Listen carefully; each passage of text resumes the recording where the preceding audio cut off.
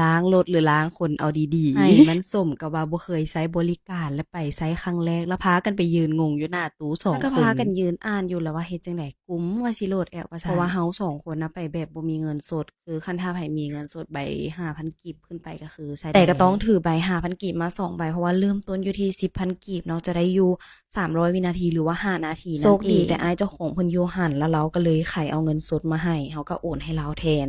ซึ่งว่าเฮาแลกกับเราไป20,000 กีบเนาะแต่ว่าเฮาเอาเป็นใบ 10,000 2ใบเฮาลองก่อนว่า 10,000 กีบน่ะมันจะพอล้างบ่กับรถจักรของเฮาอยู่จุดล้างของเพิ่นก็มีขูมีแปรงอิหยังให้เฮาเรียบร้อยใน5นาทีนั้นน่ะจะนับแต่เฉพาะตอนที่เฮาฉีดอยู่เนาะบ่ว่าจะเป็นน้ำโฟมหรือว่าถ้าเฮากดหยุดเครื่องมันก็จะหยุดนับโดยรวมก็ถือว่าสะดวกสบายแฮงส่วนเรื่องความสะอาดเอี่ยมอ่องนี่มันขึ้นอยู่กับฝีมือของแต่ละคนแนะนำคันมีผ้าแห้งติดเบาะมานำเซ็ตเติมนี่คือสิคักเติมเนาะเพราะว่าลมมันบ่แรงน่ะ